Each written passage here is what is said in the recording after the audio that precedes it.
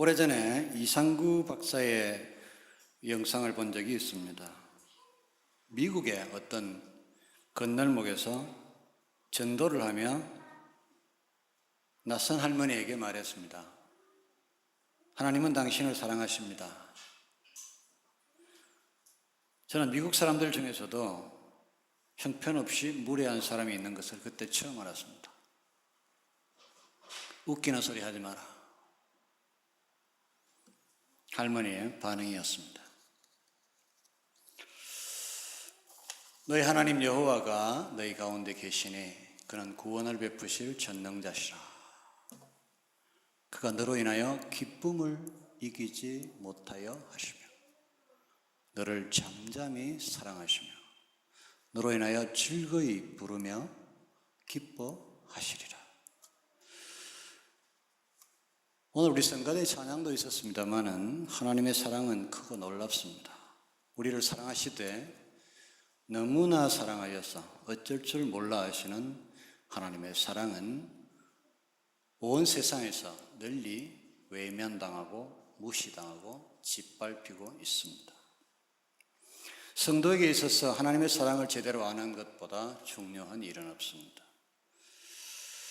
우리가 하나님이 살아계신 것을 알고 그것을 굳게 믿는 것은 중요한 일입니다. 그러나 우리가 믿는 살아계신 그 하나님이 사랑의 하나님이라는 사실을 모른다면 그 믿음은 다른 잡신들을 섬기는 그리고 그것을 믿는 사람들의 믿음과 다른 어떤 것을 우리 속에서 만들어내는 것이 불가능합니다. 우리는 예수님의 구원을 믿습니다.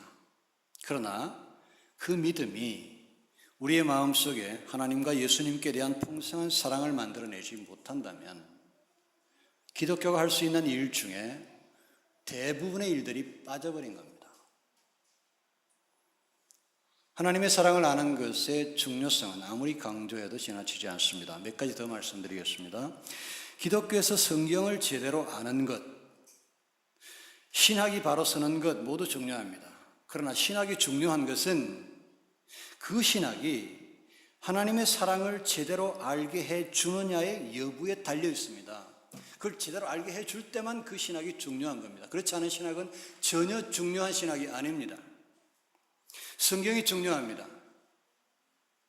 우리는 성경에 목숨을 겁니다. 그러나 그 성경에 대한 지식이 우리를 하나님의 사랑에 대한 지식으로 인도해 줄 유일한 책이기 때문에 성경이 비로소 소중하고 가치 있는 것이 되는 겁니다. 성도가 성도답게 되는 것, 거룩해지는 것, 즉 성화되는 것은 기독교의 핵심적인 일입니다. 그러나 그것이 하나님을 사랑하는 사랑의 힘에 의한 것일 때만 진정한 성화가 될 수 있습니다. 기계적이거나 종교적인 의무감으로서부터 발생한 성도의 거룩은 생명력을 잃고 아주 쉽게 소멸됩니다. 그리고 반드시 소멸됩니다. 겉으로 한 거룩은요, 바람만 불면 그냥 날려가 버립니다. 아무것도 아닙니다.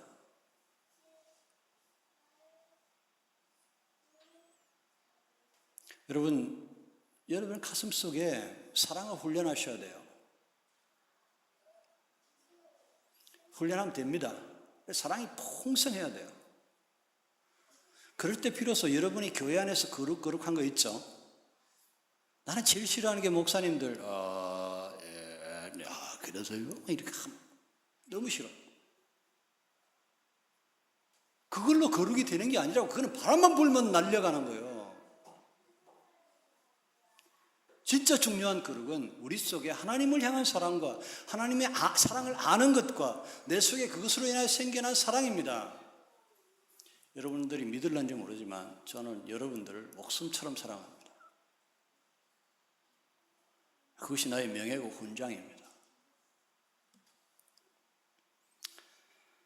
사랑이 기본이 되지 않으면 성도의 거룩은 무엇보다도 위선일 뿐입니다.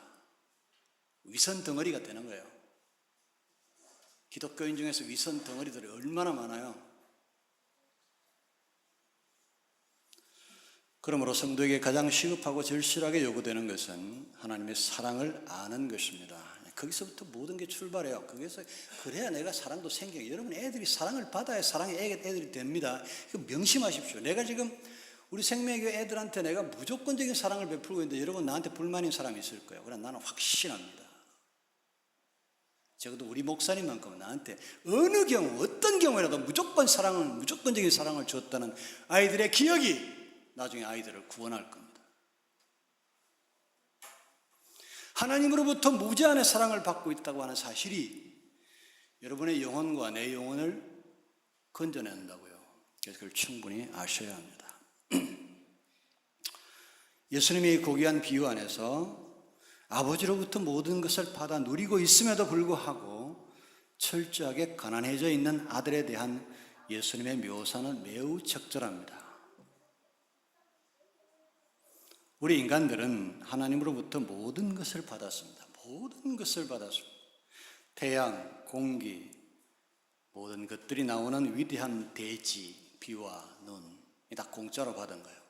심지어 여러분 그 비싸다는 땅도 다 공짜로 받은 겁니다. 여러분 현대 자본주의 사회가 이상하게 인간의 욕망과 섞이면서 괴물이 됐기 때문에 지금 땅값이 하늘 천정부지로 치솟는 거지, 이게 원래는 인간에게 하나님이 공짜로 주신 것들이라고요.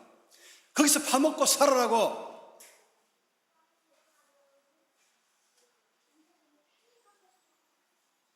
하나님은 은혜로 준 겁니다. 이 사회, 인간 군상의 절박한 제일 주제, 모든 인간의 삶을 지탱하는 경제라는 것의 본질을 아십니까? 이 세상의 모든 화려한 실제처럼 보이는 경제의 대상들은 모두 하나님의 은혜라는 보이지 않는 실제 외에 아무것도 없는 허상입니다. 우리에게 그토록 소중한 모든 소비재는 모두 하나님으로부터 공짜로 얻은 것들이고 그것으로부터 시작되는 것들입니다. 인류가 어느 수준의 문명에 있건 그거는 언제나 동일합니다. 하나님은 무한대로 공급하시는데 그럼에도 불구하고 거의 모든 인간은 쥐염 열매를 고려해야 될 정도로 늘 찢어지게 가난합니다. 모든 예수님의 비유는 언제나 탐복할 정도로 정교하고 정확합니다. 본 비유에서도 마찬가지입니다. 하나님께로 돌아감으로써 이 상황을 벗어나야 합니다. 불행한 상황은 하나님을 이해하지 못하는 데서부터 시작됐습니다. 아버지를 정말 이해 못하는 아들이에요. 오늘 본문에 등장하는 이 아들은 아버지를 너무너무 이해를 못해요. 아버지한테 감히 자기에게 돌아올 유산, 자기 분깃을 미리 달라고 한 것이라거나 또 그걸 가지고 며칠 안에 도망가 버렸어요. 외국으로. 받았으면 그냥 그게 아버지 옆에 있지. 도망은 왜 가? 쓰는데 아버지한테 방해 안 받으려고 그런 것 같아요. 그런 것들에 대한 이 아들의 인성은 의심하는 것은 그냥 남겨두더라도 제가 아들을 도저히 이해할 수 없는 부분은 이 아버지에 대한 몰이해입니다. 몰이해. 19절에서 이렇게 얘기하고 있죠. 지금부터는 아버지의 아들이라 일컬음을 감당치 못하겠나이다. 나를 품꾼의 하나로 보소서 하리라. 나름 겸손한 이야기죠. 철든 얘기처럼 들리죠? 정말 자기 아버지가 자기를 그런 식으로 대할 수 있을 것이라고 생각을 하고 있는 것 같아서 어이없어요.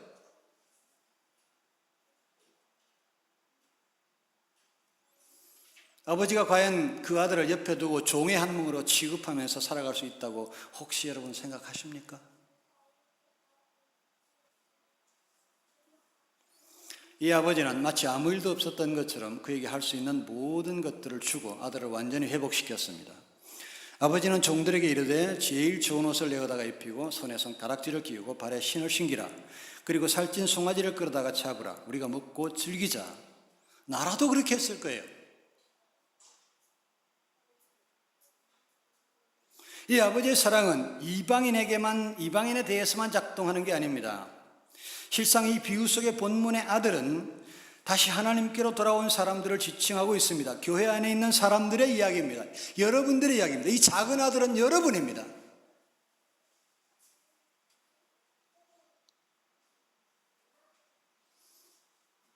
그리고 아버지의 사랑에 대한 몰이에는 교회 안에서 가장 심하게 일어납니다. 만일 본문의 아들이 돌아온 탕자, 즉 저와 여러분을 지칭한다면 본문은 이렇게 말하고 있는 셈입니다. 지금부터는 아버지의 아들이라 일컬음을 감당치 못하겠나이다. 나를 품꾼의 하나로 보소서 하리라고 마음 먹고 있는 사람들은 바로 저 철없는 탕자이자 동시에 바로 생명의 교회 성도들이고, 더 나아가 하나님께 돌아온 세상의 모든 교회의 성도들이다. 그런 의미에서 전 여러분에게 다시 질문합니다. 아버지는 과연 그 아들을 옆에 두고 종의 한 명으로 취급하면서 살아갈 수 있다고 혹시 여러분은 생각하십니까? 유감스럽게도 성경은, 오늘의 본문은 저와 여러분이 그렇게 믿고 그렇게 말하고 있다고 선언하고 있습니다. 누가 옳을까요? 그런 말을 어떻게 택도 없이 할 수 있습니까? 라고 생각하는 우리와, 하나님은 우리를 향하여 너 그렇게 벌써 말하고 있는데, 그렇게 믿고 그렇게 살고 있는데 라고 주장하기, 지금 주장이 엇갈리는 거예요. 충돌하고 있어요. 누가 옳을까요?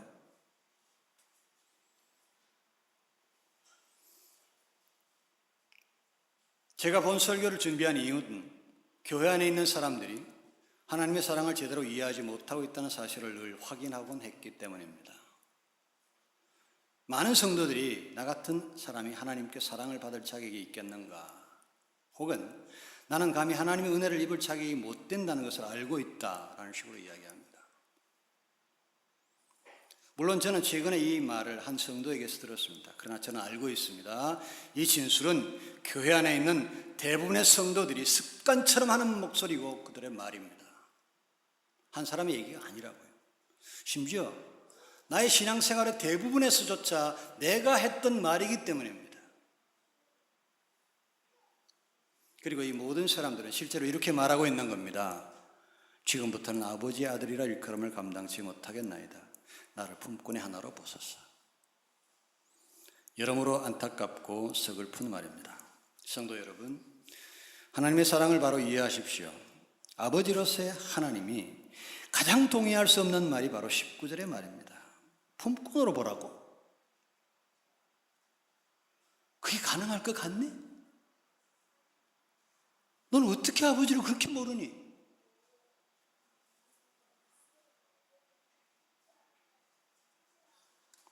그리고 이 말을 듣고 아버지가 한 일은 이 요구와는 정반대되는 일들이었습니다.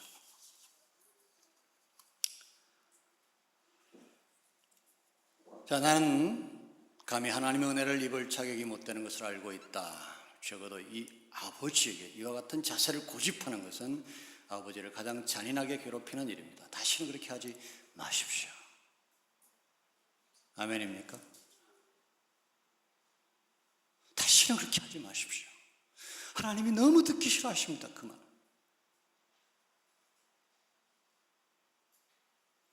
평생 다시는 오늘 이후로 여러분의 입 밖에서 하나님 앞에서 감히 이 얘기를 하지 마십시오.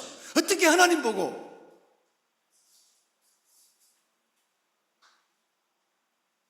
난 하나님의 은혜를 입을 자격이 못 됩니다. 그래서 어쩌라고요? 나가겠다고?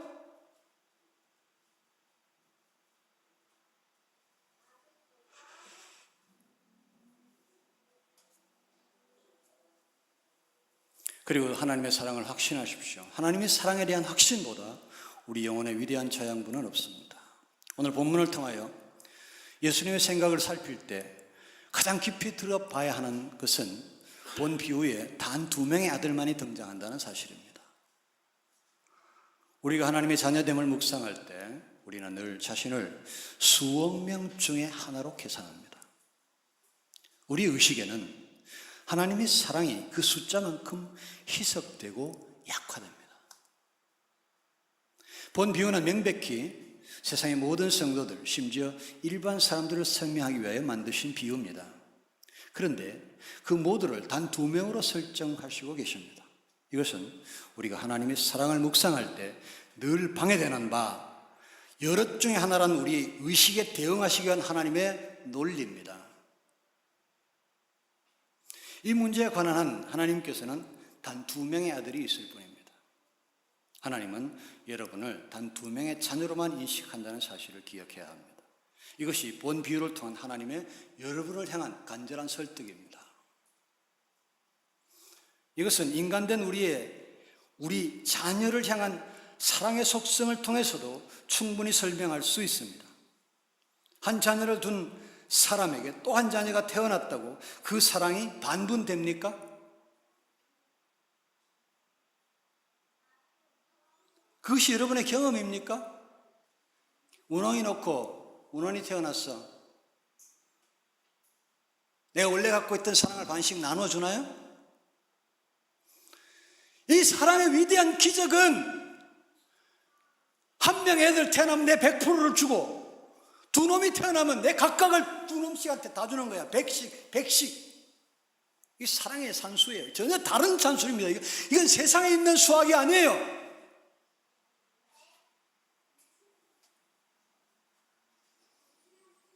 두 명의 자녀가 네 명이 된다고 해서 각각의 자녀들이 소중함이 값이 달라집니까? 요새 사람들 4명 자녀 있어 본 적은 없지. 우리 서재희 집사님 4명 되니까 달라졌어요?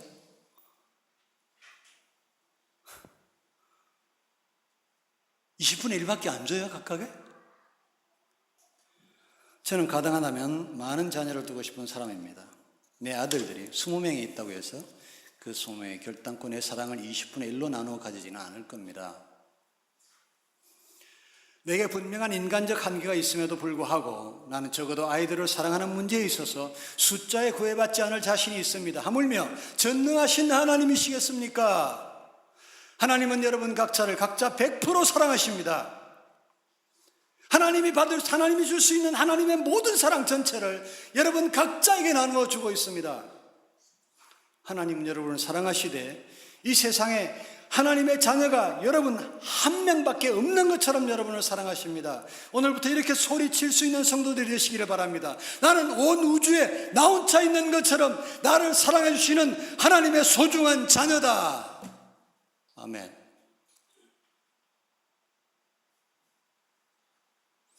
이 비유의 해피엔딩 뒤에 상황이 저는 더 궁금합니다. 왜냐하면 하나님의 아들이라는 명예를 회복하고 하늘의 백성이 되어 하나님께서 준 찬란한 세마포를 입고 지금의 교회 안에 있는 하나님의 백성들이 여전히 나는 아버지 아들이라 일컬음을 받을 자격이 없다고 말하고 있는 현실에서 본문의 둘째 아들이 우리를 대체하고 있다면 논리의 구조상 그는 여전히 같은 말을 되풀이하고 있어야 하기 때문입니다.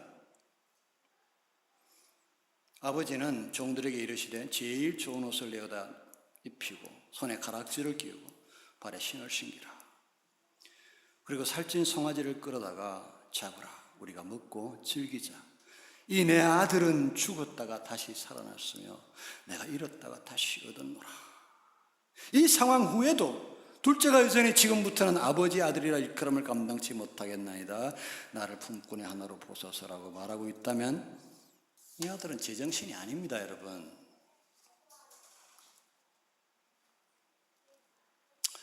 여러분의 생각이 그 아들에게 그 일이 불가능한 일이 되어야 한다면은 여러분에게도 그것이 불가능한 일이 되어야 합니다. 이제 교회 안에 들어왔으니 나는 아버지의 가장 소중한 것들을 온전히 누리고 나는 아버지의 아들의 명예와 권리를 되찾았다고 선언할 수 있어야 합니다. 나 같은 사람이 어떻게 하나님의 자비를 구하고 하나님의 축복을 받을 수 있겠는가? 더 이상 그 말이 여러분에게 불가능하게 되시기를 주의 이름으로 축원합니다. 돌아온 탕자에게 아버지가 원하는 것들이 있습니다. 우선 아버지께서 자신을 다시 온전한 아들로 받아주신 것에 대하여 감사하고 기뻐해야 합니다. 이렇게 범죄하고 돌아왔는데 다시 정식 아들의 신분을 회복시켜 주신다고요? 품꾼이 될 각오로 밥이나 얻어 먹으려고 돌아온 자로서는 생각지도 못할 엄청난 환대입니다. 성도 여러분, 감격이 있습니까? 여러분은 다시 하나님의 아들이 되었습니다. 천국에서는 천사도 우리에게 수종될 겁니다. 여러분 지위를 아세요?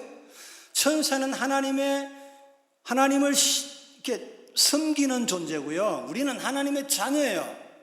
여러분 지금이라도 천사가 내 눈앞에 찬란한 모습으로 나타나면 아마 우리는 숨도 못 쉴 거예요.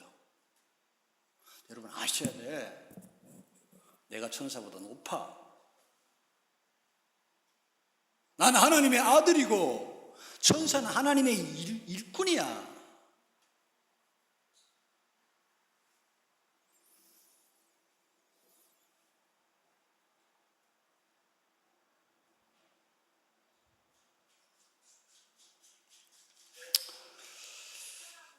자,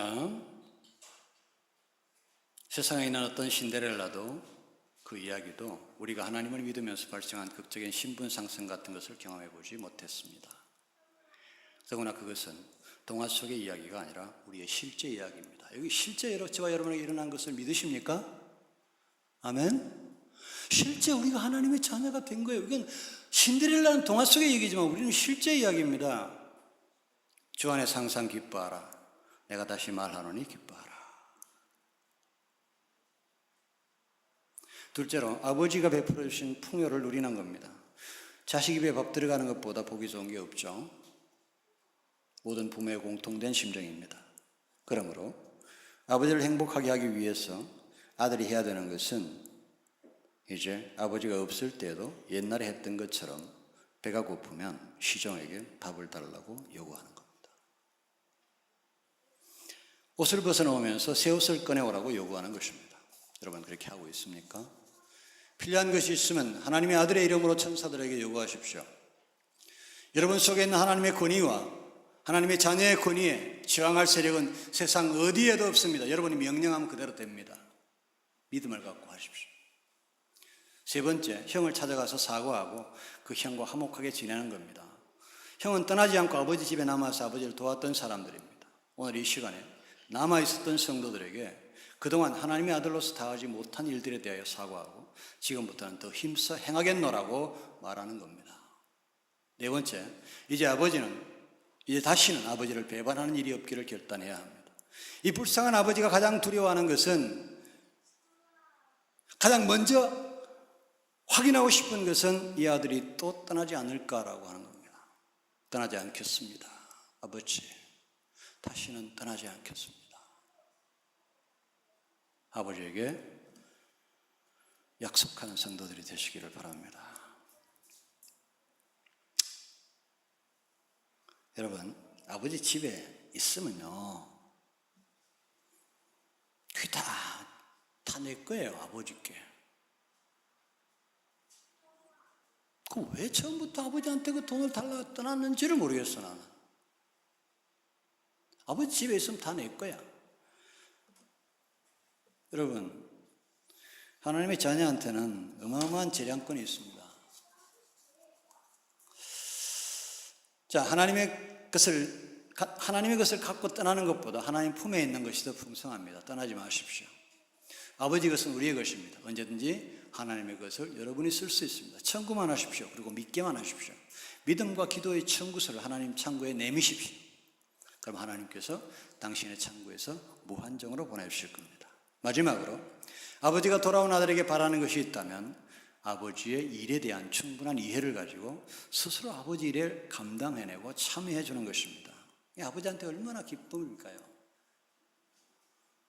아버지 집의 모든 일들에 관하여 주인의식을 갖고 그 일들을 감당하는 겁니다. 실제로 주인이잖아요. 자기 역량껏 아버지 일을 돕는 것입니다. 지혜롭고 능력 있는 아들이 되어서 아버지를 든든하게 도와주는 일이 이 아들이 할 수 있는 최선의 길이며 아버지가 가장 크게 원하는 일입니다. 아버지가 해준 비단 옷을 입고 최고의 신발을 신고 금가락지를 낀 채로 종들 뒤에 서서 종들이 자기에게 무슨 말을 해줄 것인지를 기다리고 있다면 그런 게으른 아들을 하나님은 보고 싶어 하지 않을 겁니다. 하나님께서 원하시는 것은 자기 연면에 빠진 부당한 겸손이 아니라, 겸손을 가장한 게으름에 빠져 있는 것이 아니라 하나님의 일들에 적극 손발을 걷고 참여하는 일입니다. 이제 하나님의 자녀됨을 당당히 주장함으로써 하나님의 위로와 기쁨이 되실 뿐만 아니라 스스로 가장 행복한 성도가 되시기를 주의 이름으로 축원합니다.